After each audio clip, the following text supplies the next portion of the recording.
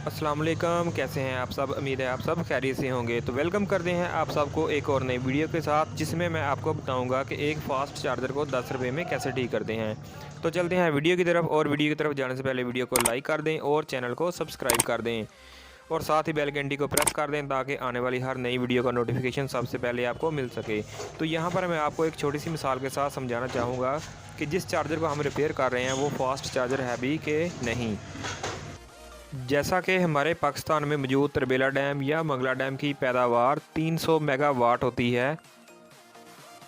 तो यहाँ पर हम कैलकुलेशन करके देख लेते हैं। 300 मल्टीप्लाई बाई मेगा का मतलब होता है 1000, तो ये तकरीबन वाटेज बन जाते हैं 3 लाख वाट। और बिल्कुल इसी तरह हमारे घरों में 2 पंखे, 4 लाइटें और कुछ लोड मौजूद होता है। तो ये हमारे घरों का लोड तकरीबन 300 वाट से लेकर 3000 वाट के करीब करीब होता है। तो इसी तरह वापडा के पास ज़्यादा वाटेज होते हैं, तो ये आसानी हमारे घरों को बिजली की सप्लाई फराहम कर सकता है। ये 2.4 एम्पेयर का चार्जर है और इसके आउटपुट वोल्टेज 5 वोल्ट होते हैं और इसके एम्पेयर 2.4 एम्पेयर है। तो हम इसकी पावर चेक कर लेते हैं ये कितने पावर का चार्जर है। तो पावर का फार्मूला आता है वोल्टेज मल्टीप्लाई बाई करंट, तो 5 मल्टीप्लाई बाई 2.4। तो इस चार्जर के जो वाटेज बनते हैं इसकी पावर होती है 12 वाट। ये हमारे पास एक सैमसंग की बैटरी है और इसके वोल्टेज हैं 3.85 वोल्ट, और ये बैटरी 2000 mAh की बैटरी है। तो इसकी हम पावर मालूम करते हैं कि ये कितने वाट की बैटरी है। तो यहाँ पर हम लिख लेते हैं 2000 mAh। तो 2000 मल्टीप्लाई बाई एम का मतलब होता है मिली, मिली का मतलब होता है 1/1000। तो यहाँ पर हम लिख लेते हैं इसके वोल्टेज 3.8 वोल्ट। और जब हम इसकी कैलकुलेशन करते हैं तो इसके वाटेज जो हैं वो तकरीबन बन जाते हैं कैलकुलेशन के मुताबिक 7.70 वाट। तो ये 7.7 वाट आवर की बैटरी है। 2000 mAh बैटरी की पावर 7.70 वाट आवर होती है।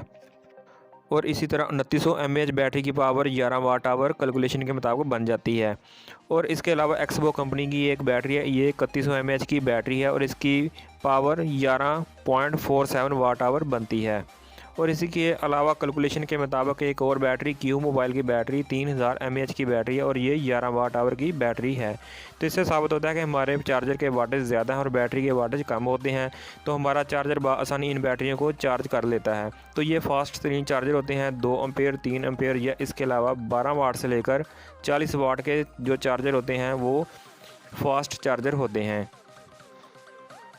हमारे पास एक सीरीज़ टेस्ट बोर्ड है, इसके ज़रिए हम इस चार्जर को ठीक करेंगे। तो पहले हम चेक करते हैं ये चार्जर मोबाइल को चार्ज करता है कि नहीं। तो ये देख सकते हैं मोबाइल चार्ज नहीं हो रहा।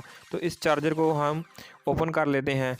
तो इसके ऊपर ये जो कवर लगा होता है इसको उतारेंगे और इसके अंदर से पीसीबी को हम बाहर निकालेंगे। तो आजकल जितने भी फास्ट चार्जर आते हैं इनमें ये ब्रिज रेक्टिफायर यूज़ होता है और ये ब्रिज रेक्टिफायर इन 4 डायोड से मिलकर बनाया जाता है। ये ब्रिज रेक्टिफायर 3 काम करता है। ये पहला काम एसी वोल्टेज को डीसी वोल्टेज में तब्दील करता है ताकि इसके आगे लगे डीसी कंपोनेंट्स जलने से बच सकें। और इसका दूसरा काम इनपुट एसी वोल्टेज लेकर दूसरी साइड पर आउटपुट वोल्टेज राइट साइड पर पॉजिटिव वोल्टेज देता है और लेफ़्ट साइड पर नेगेटिव वोल्टेज देता है। और इसका तीसरा काम ये जितने भी इनपुट वोल्टेज लेता है उतने ही आउटपुट पर राइट साइड पर पॉजिटिव वोल्ट और लेफ़्ट साइड पर नेगेटिव वोल्टेज देता है। तो सप्लाई मशीन के ज़रिए हम चेक करते हैं कि ये रेक्टिफायर बिल्कुल अच्छे तरीके से वर्क कर रहा है कि नहीं। तो मल्टीमीटर को हम 20 वोल्ट डीसी की रेंज में सेलेक्ट करेंगे और सप्लाई के ज़रिए हम 3.8 वोल्टेज इस चार्जर की इनपुट पर देंगे। तो आप देख सकते हैं कि ये चार्जर तकरीबन 3.8 वोल्टेज इसके ऊपर आ रहे हैं। और इसके अलावा अभी हम सप्लाई मशीन के चुटकियों को चेंज करके देखते हैं कि ये अपना ब्रिज अपनी प्लेटी बरकरार रखता है कि नहीं। तो अभी आप देख सकते हैं फिर इसने उसी साइड पर राइट साइड पर पॉजिटिव और लेफ़्ट साइड पर उतने ही नेगेटिव 3.8 वोल्टेज दिए। तो चार्जर को हम इस तरह या इस तरह 220 वोल्ट सॉकेट में लगाएं तो ये राइट साइड पर पॉजिटिव और लेफ़्ट साइड पर नेगेटिव वोल्टेज ही देगा। अब हम इस सिरेमिक कैपेसिटर को चेक करते हैं। तो इसके नीचे ये जो 2 पॉइंट इस सिरेमिक कैपेसिटर के हैं, इस पर हम मल्टीमीटर को बी बज़र मोड की रेंज में सेलेक्ट करके दोनों प्रॉब्स लगाएंगे। तो इसमें कोई भी रीडिंग बिल्कुल भी नहीं आनी चाहिए और मल्टीमीटर की प्रॉब्स को चेंज करने पर भी कोई रीडिंग या बीप की आवाज़ नहीं आनी चाहिए। तो ये हमारा सिरेमिक कैपेसिटर बिल्कुल ठीक होगा। इस पीसीबी में ये जो 2 कैपेसिटर हाई वोल्टेज की तरफ लगे हुए हैं, इनको मैं आपको चेक करने का तरीका बताता हूं। तो इसकी मिसाल मैं आपको एक नोकिया मोबाइल के ज़रिए देता हूं ताकि आपको कैपेसिटर चेक करने में कोई भी मुश्किल ना हो। तो जैसा कि आप देख सकते हैं कि इस बैटरी की साइड पर पॉजिटिव पॉइंट है, तो ये मोबाइल की इस पिन पर पॉजिटिव पॉइंट होगा और ये नेगेटिव है तो इस तरफ ये नेगेटिव पॉइंट होगा। तो इसको हम फॉरवर्ड बाइस से लगाएंगे, यानी कि पॉजिटिव के साथ पॉजिटिव और नेगेटिव के साथ नेगेटिव। तो इसमें कोई भी रीडिंग शो नहीं होनी चाहिए, तो ये मोबाइल बिल्कुल ठीक होगा। बिल्कुल इसी तरह कैपेसिटर की ये जो नेगेटिव साइड है, इस पर हम नेगेटिव प्रॉब लगाएंगे और दूसरी साइड पर पॉजिटिव। तो इसमें भी बिल्कुल रीडिंग शो नहीं होनी चाहिए क्योंकि ये फॉरवर्ड बाइस में हमने प्रॉब्स लगाई हैं। तो बिल्कुल इसी तरह मोबाइल के ये जो हम रिवर्स बाइस लगाएंगे, नेगेटिव के साथ पॉजिटिव और पॉजिटिव के साथ नेगेटिव, तो इसमें कुछ ना कुछ रीडिंग आनी चाहिए। तो ये मोबाइल बिल्कुल ठीक होगा। इसी तरह कैपेसिटर में भी यही सेम तरीका है क्योंकि ये अभी पीसीबी में लगा हुआ है। तो इसको हम रिवर्स बाइस में लगाते हैं तो इसमें कुछ ना कुछ रीडिंग शो हो रही है। तो ये हमारा कैपेसिटर बिल्कुल ठीक है। तो इसी तरह ये जो हाई वोल्टेज की तरफ दूसरा कैपेसिटर लगा है, इसको भी हम चेक कर लेते हैं। तो इसको जब हम रिवर्स बाइस में चेक करते हैं तो इसमें कुछ ना कुछ रीडिंग शो होगी। तो जैसा कि आप देख सकते हैं कि हमने इसको रिवर्स बाइस में लगाया तो इसमें कुछ ना कुछ रीडिंग आ रही है, और जब हम इसको फॉरवर्ड बाइस में लगाते हैं तो इसमें 1 आना चाहिए, इसमें कोई भी रीडिंग नहीं आनी चाहिए। तो ये कैपेसिटर हमारा बिल्कुल ठीक होगा। इन कैपेसिटर को चेक करने का दूसरा तरीका ये है कि अगर ये कैपेसिटर पीसीबी से बाहर हो तो हम मल्टीमीटर को बी बज़र मोड की रेंज में सेलेक्ट नहीं करेंगे, बल्कि इसको हम 200 के ओम की रेंज में सेलेक्ट करेंगे क्योंकि ये कैपेसिटर हाई वोल्टेज की तरफ लगे होते हैं। एक साइड पर वैल्यू चेक करने पर रीडिंग आएगी, फिर 1 आएगा, तो ये कैपेसिटर बिल्कुल ठीक होगा। और इसकी साइड चेंज करने पर फिर रीडिंग आएगी और वैल्यू 1 आएगी, तो ये कैपेसिटर बिल्कुल ठीक होगा। इसके बाद हम इस डीसी ट्रांसफार्मर को चेक करते हैं। तो इसकी एक प्राइमरी साइड होती है और एक सेकेंडरी साइड होती है। तो प्राइमरी साइड में 1 वाइंडिंग होती है और इसकी सेकेंडरी साइड में 2 वाइंडिंग्स होती हैं। तो इसकी प्राइमरी साइड पर 2 लेग्स लगी होती हैं और इस सेकेंडरी साइड पर 4 लेग्स लगी होती हैं और इनके दरमियान कॉइल लगी होती है। तो इस ट्रांसफार्मर को चेक करने के लिए हम मल्टीमीटर को बी बज़र मोड की रेंज में सेलेक्ट करेंगे। इस डीसी ट्रांसफार्मर की प्राइमरी लेग्स पर जब हम प्रॉप्स को लगाएंगे तो हमें बीप की आवाज़ आनी चाहिए, और इसकी सेकेंडरी साइड पर 2 लेग्स आपस में कनेक्टेड होती हैं, उन पर भी हमें बीप की आवाज़ आनी चाहिए। तो ये ट्रांसफार्मर बिल्कुल ठीक होगा। तो ये ट्रांसफार्मर अभी बिल्कुल ठीक है। तो अभी हम सीरियस टेस्ट बोर्ड के ज़रिए इस चार्जर को चेक करते हैं कि इसके ज़रिए मोबाइल चार्ज हो रहा है कि नहीं। तो इस पर हम जब सीरियस टेस्ट बोर्ड के दोनों लीड्स को लगाते हैं तो ये चार्ज मोबाइल नहीं हो रहा, इस पर कोई इंडिकेशन शो नहीं हो रही। जब हम लीड्स को चेंज करके लगाते हैं तो फिर भी मोबाइल चार्ज नहीं हो रहा। तो अभी हम इसी डीसी ट्रांसफार्मर के अलावा एक और इसमें कंपोनेंट लगा हुआ है जिसको हम डायोड कहते हैं, इसको हम चेक कर लेते हैं। तो मल्टीमीटर को बी बज़र मोड की रेंज में सेलेक्ट करके एक साइड रीडिंग नहीं आनी चाहिए और एक साइड रीडिंग आनी चाहिए। तो ये डायोड बिल्कुल ठीक होगा। जैसा कि आपने देखा एक साइड रीडिंग नहीं आई और एक साइड रीडिंग आई, तो ये डायोड बिल्कुल ठीक है। इसके अलावा एक और डायोड को हम चेक करते हैं। तो इसको एक साइड पर रीडिंग आनी चाहिए और एक साइड पर नहीं आनी चाहिए। तो इसकी दोनों साइड पर रीडिंग आ रही है, तो अभी हमें ये डायोड फॉल्टी लग रहा है। तो अभी हमने इसको फॉल्टी नहीं मानना क्योंकि इसके साथ एक डीसी ट्रांसफार्मर लगा हुआ है और इसके साथ एक रेजिस्टेंस कनेक्टेड है और इसके अलावा एक कैपेसिटर भी इसके साथ पैरेलल में लगा हुआ है।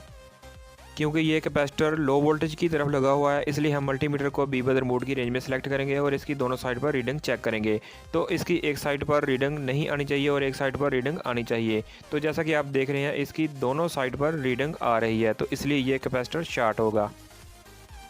इस कैपेसिटर को चेक करने का एक और तरीका भी है। अगर हम इसको गौर से देखें तो ये नीचे से जला हुआ है और इसके नीचे से ये लेमिनेशन उतरी हुई है, तो इसका मतलब है ये कैपेसिटर शॉर्ट हो चुका है, ये ख़राब है।